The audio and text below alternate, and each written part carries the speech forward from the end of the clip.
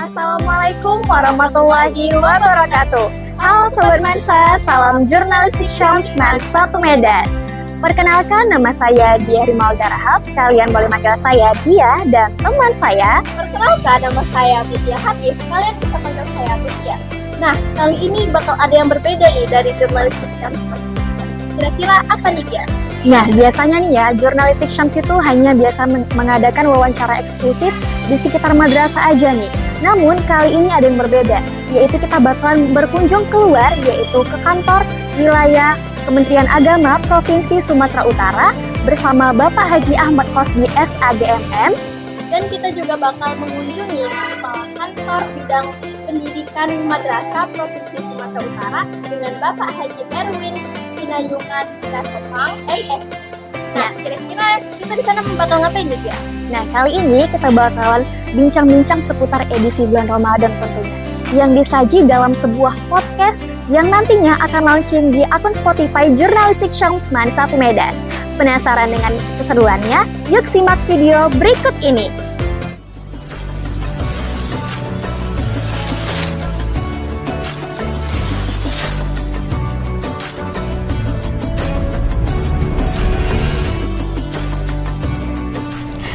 Assalamualaikum warahmatullahi wabarakatuh.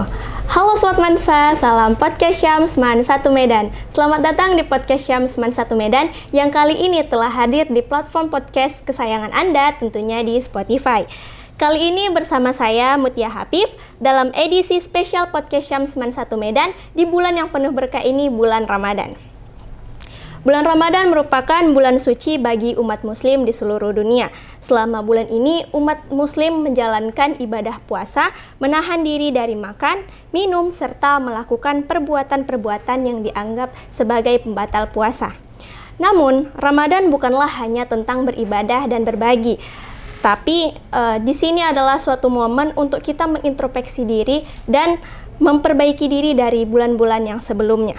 Selain itu, Ramadan juga mengajarkan kita untuk selalu bersabar dan keikhlasan serta pengendalian diri.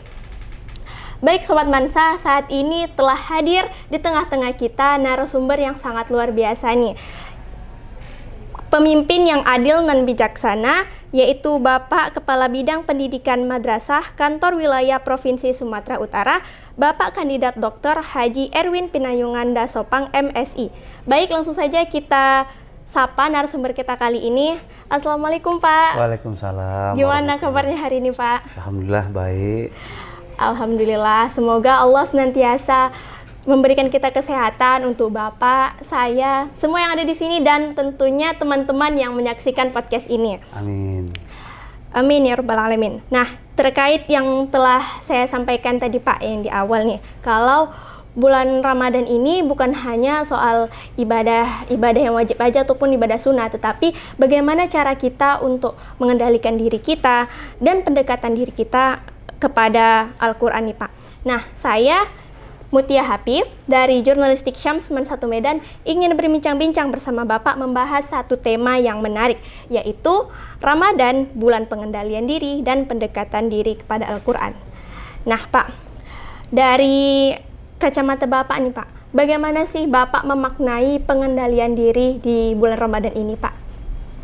Baik, pertama saya ucapkan terima kasih atas kesempatan hari ini bisa berkunjung ke Bidang Pendidikan Madrasah Kanwil Kementerian Agama Provinsi Sumatera Utara, mewakili dari MAN 1, tim jurnalis Adinda Ananda kami Mutia. Iya. Senang tentu bisa berkomunikasi langsung. Tadi ditanyakan ke saya bagaimana sebenarnya fungsi pengendalian diri saat bulan Ramadan. Kita ketahui bahwa bulan Ramadan ini adalah bulan kebaikan, di mana semua amal kebaikan kita itu pahalanya dilipat gandakan. Nah, tentu banyak keutamaan di bulan Ramadan ini yang kita harapkan tentu kita bisa mengisinya dengan hal-hal yang positif. Nah, berbicara tentang pengendalian diri, bahwa tentu bulan Ramadan ini merupakan madrasah juga. bagi kita. Madrasah itu adalah tempat di mana kita bisa mengendalikan semua potensi diri kita, bukan hanya tentu dalam hal menjaga hawa nafsu, tapi tentu bisa mengendalikan kita ke arah hal-hal yang positif, terutama dalam peningkatan kualitas iman kita sebagai hamba kepada Allah. Banyak cara tentu yang kita bisa lakukan atau kita maknai dalam upaya pengendalian diri di bulan Ramadan. Satu contoh konsep sederhana, sebelum berbuka itu ya biasanya kalau kita makanan itu dianggap halal, makan minum itu halal, boleh. Tapi di bulan Ramadan ini maka ada waktunya kapan kita boleh memakan makanan yang halal itu. Nanti kalau sudah berbuka, itu salah satu konsep bagaimana kita mengendalikan diri. Dari hal yang halal saja, tapi ketika bulan puasa maka seruannya diperbolehkan ketika kita nanti baru buka, waktu saatnya berbuka. Begitu juga bagi seorang siswa, ya bulan Ramadan ini adalah bulan bagaimana kita ya banyak melakukan hal-hal yang positif sebagai seorang siswa, katakanlah ya dalam upaya kegiatan-kegiatan yang positif, misalnya ibadah, membaca Al-Quran, karena memang kemuliaan, keutamaan Al-Quran itu sendiri diturunkan pada bulan Ramadan. Yang kita ketahui itu saat nuzul Quran kalau di bulan Ramadan, maka keunggulan kita apalagi membuka atau mengkaji tentang tadarus Al-Quran ini bisa kita laksanakan bukan hanya di momentum Ramadan, tapi juga nanti bisa berkelanjutan pada aplikasi diri dalam kehidupan sehari-hari. Nah, tentu ini bagian pengendalian diri yang kita anggap penting untuk selanjutnya dijadikan bulan Ramadan ini adalah bulan latihan bagi kita untuk meningkatkan keimanan sekali lagi kepada Allah Subhanahu wa taala. Begitu. Dan tentu puasa ini sebenarnya bukan hanya untuk kita, tapi sebagaimana yang disampaikan bahwa puasa ini langsung manfaatnya kepada Allah. Nah, dan banyak juga yang kita rasakan dari kenikmatan berpuasa ini kalau kita memang ikhlas, tulus, dan benar-benar dengan sepenuh hati melaksanakannya, maka akan dilipat gandakan pahalanya bagi kita. Saya pikir itu. Nah, ya jadi benar sekali tuh Pak. Menurut Bapak, jadi pengendalian diri itu sangat penting ya kan Pak? Penting. Di bulan suci Ramadan ini. Apalagi dari yang hal terkecil aja, biasa hari-hari biasa seperti makanan tadi, kalau di hari biasa itu halal, tapi ketika bulan Ramadan itu menjadi haram, ada saat-saatnya, dan kita harus pentingnya mengendalikan diri ya kan Pak? Yeah. Nah, berbicara mengenai pengendalian diri nih Pak, kalau kita lihat dari sisi remaja nih kan Pak, remaja kan kaum milenial yang tentunya banyak sekali cobaan-cobaan, masa peralihan dari masa anak-anak ke masa dewasa yang masih labil-labilnya nih lah Pak.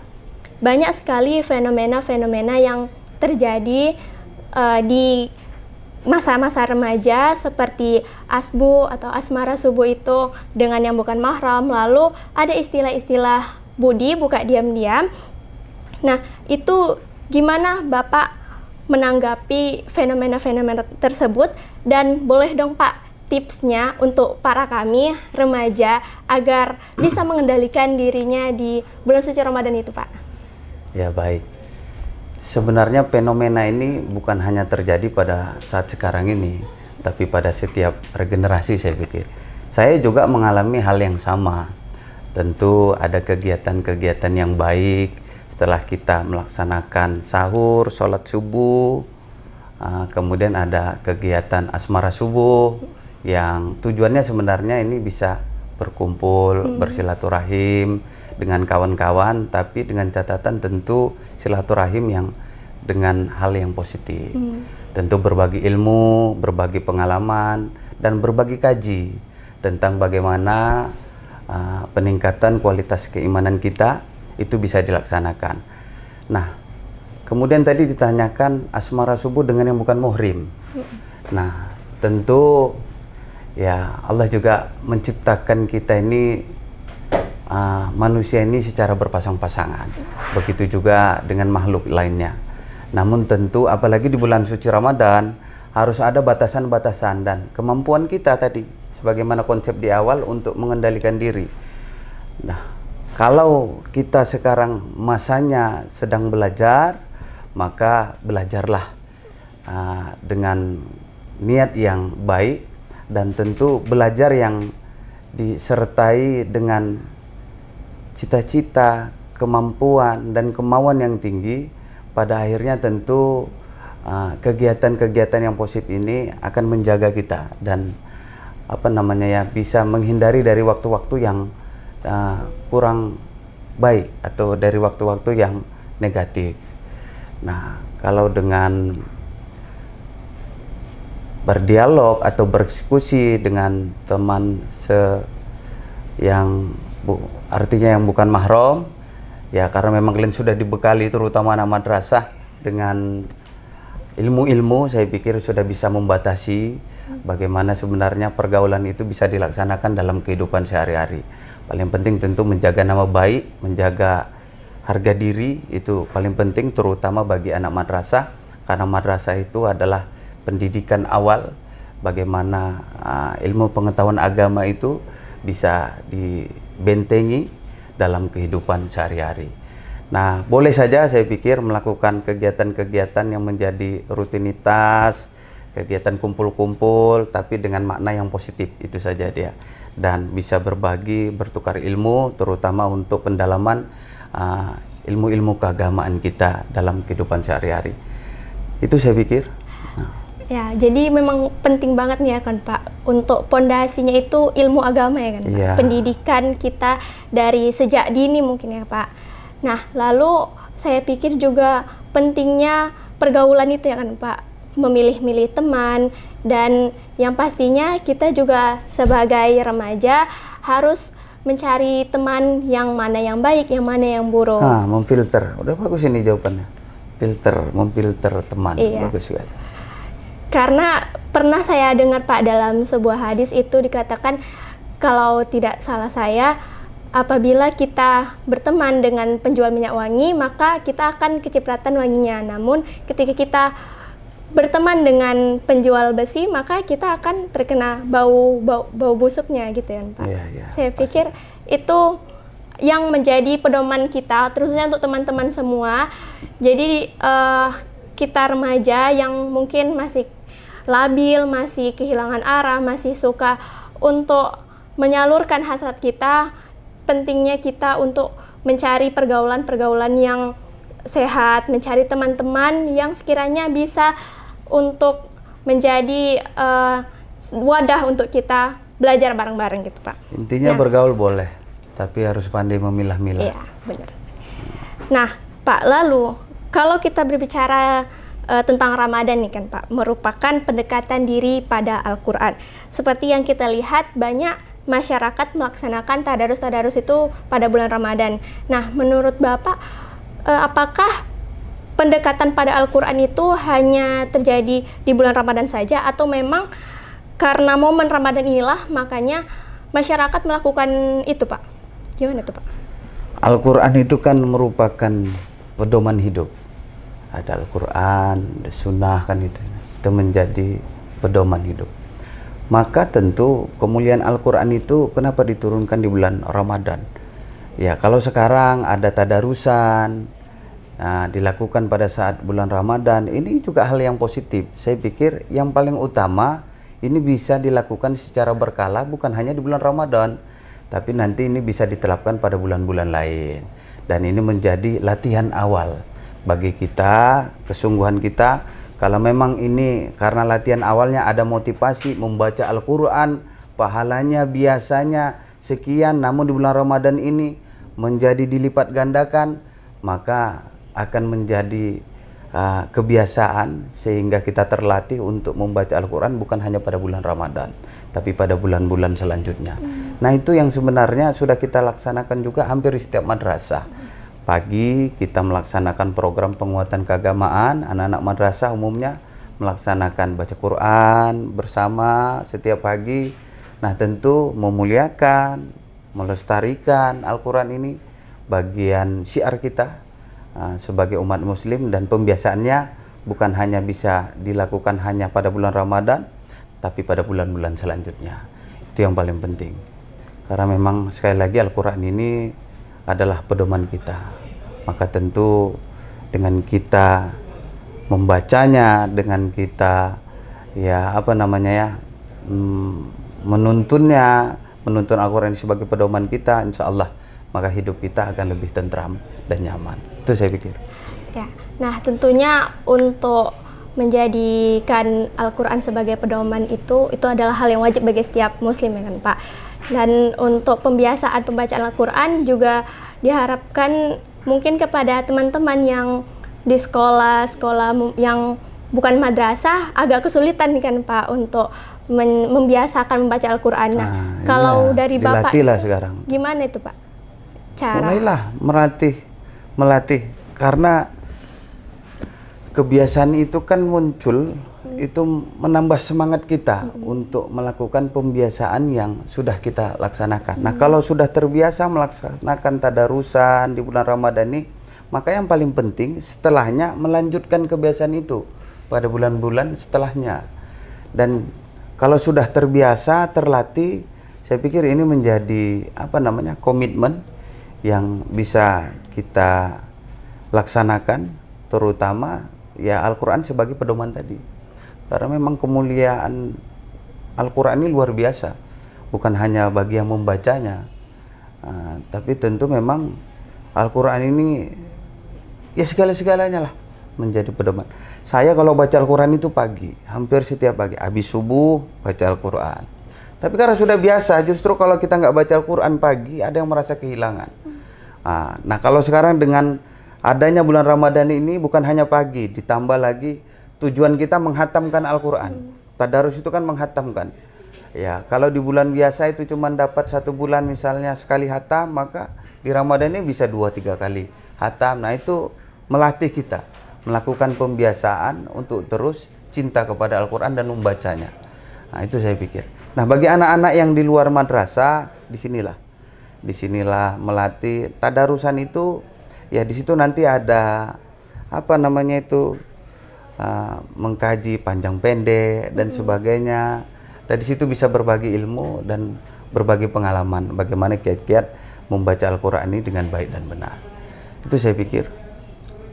Nah, Pak, itu juga mungkin tips-tips bagaimana supaya kita dapat meningkatkan kecintaan kita pada Al-Quran, ya kan Pak?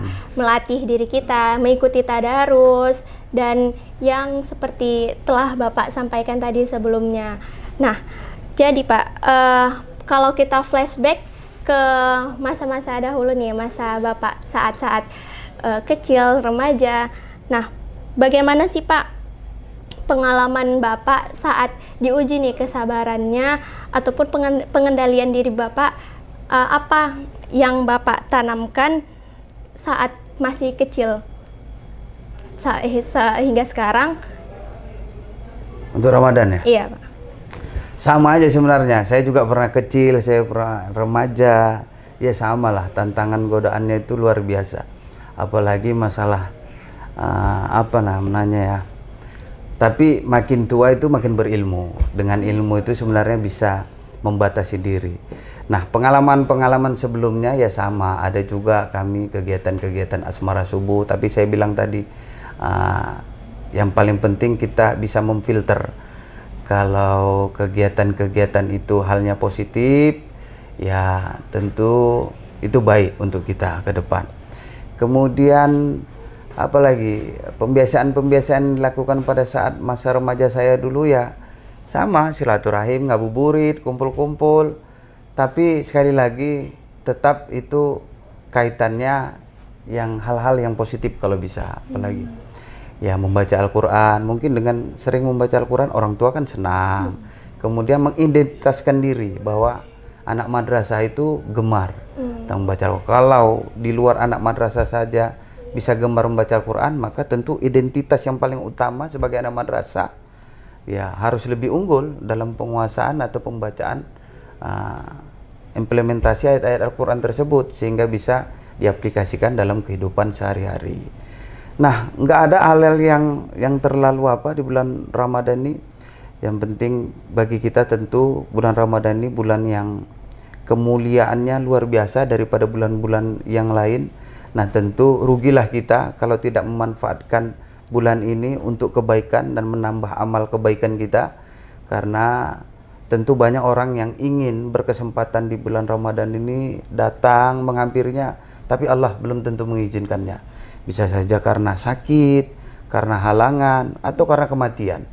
Maka kita sekali lagi tentu harus punya euforia, merasa senang kita masih ada diberikan kesempatan melaksanakan ibadah di bulan Ramadan ini. Dan kemuliaan Ramadan ini ada sekali lagi yang pahalanya luar biasa dilipat gandakan oleh Allah. Bahkan ini adalah bulan penghapusan dosa. Dan bahkan di dalam bulan ini ada namanya mendapat Lailatul Qadar. Yang dulu pada masa-masa ulama, sahabat-sahabat Rasulullah, ini bulan yang betul-betul kemuliaannya dicari. Dan bahkan keutamaannya di bulan Ramadan ini, Lailatul Qadar ini, ya itu menjadikan tiket golden emas untuk bisa masuk ke surga Jannatul Naim. Nah, tentu penting sekali lagi bahwa anak madrasah harus bisa meningkatkan keimanannya terutama di bulan suci Ramadan ini. Dan saya berpesan ini kepada kita selama melaksanakan ibadah di bulan suci Ramadan ini, lakukanlah ibadah itu sesederhana mungkin, tapi yang membuat rutinitas kita itu menjadi asik.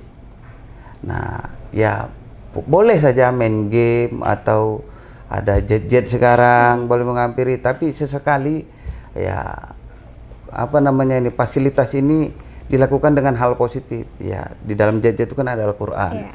Ya, dibarengi dengan Al-Qur'an. Kemudian setelah membaca dilihat artinya.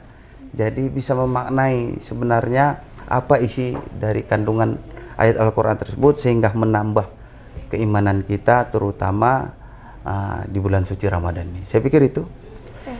Jadi tadi Bapak berpesan kalau kita tuh harus memanfaatkan apa yang ada saat ini, seperti kalau misalnya kita terhambat oleh gadget, anak muda sekarang ini kan Pak, bisa kita manfaatkan dengan membaca Al-Quran gitu kan Pak. Iya, betul. Kemudian kalau ada kegiatan-kegiatan positif, buka puasa bersama, bagi takjil, itu kan berbagi ya. Sedekah itu apalagi di bulan Ramadan ini bisa berbagi dengan semua, maknanya besar, luas. Nah, silakan dilaksanakan. Itu termasuk hal-hal yang positif bisa dilakukan anak madrasah pada saat di bulan Ramadan. Bawa nama madrasahnya, bawa nama komunitasnya untuk hal-hal yang positif, itu kan baik tentu. Bisa menjadikan contoh bagi yang lain di luar madrasah, sehingga memang kegiatan-kegiatan kita itu lebih positif di bulan suci Ramadan.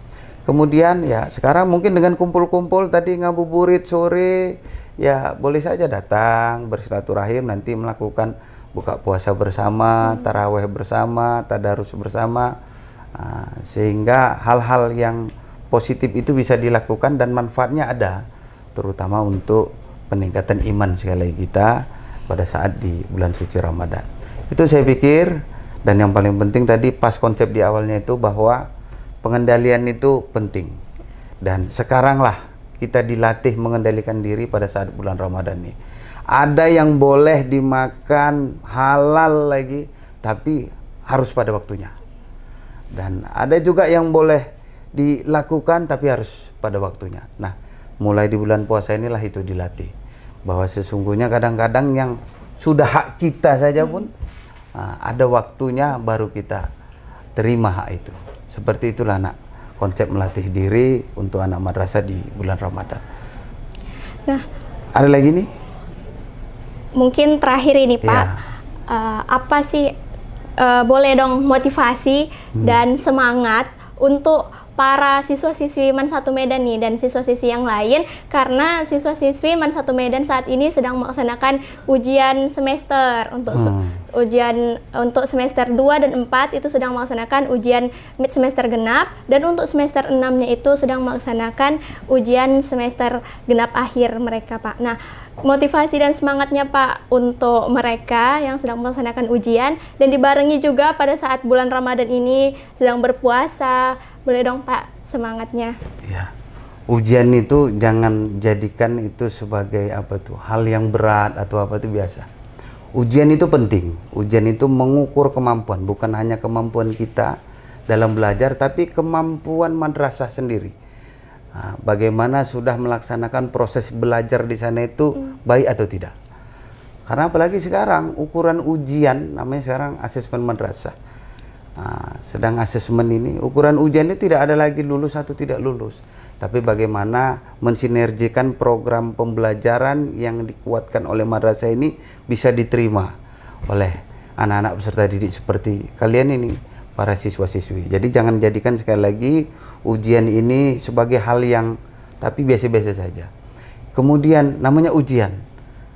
Nah, ya kalau mau mengukur kita naik atau apa itu pasti harus ada ujiannya. Soal-soalnya itu jadikan aja hal yang biasa. Yang penting bagaimana cara kita mempersiapkan diri dalam ujian tersebut. Ya bekal ilmu yang sudah ada diulang-ulang. Lancar kaji karena diulang. Kemudian pengetahuan yang tertunda silakan. Sekarang kan dengan banyak media itu bisa menambah pengetahuan Ananda untuk terus. Kemudian semangat untuk belajar. Tidak ada tugas yang lain bagi seorang siswa selain untuk belajar. Maka semangat itu tanamkan. Semangat ini macam kadang-kadang setipis kulit bawang. Hari ini bisa naik, besok bisa turun.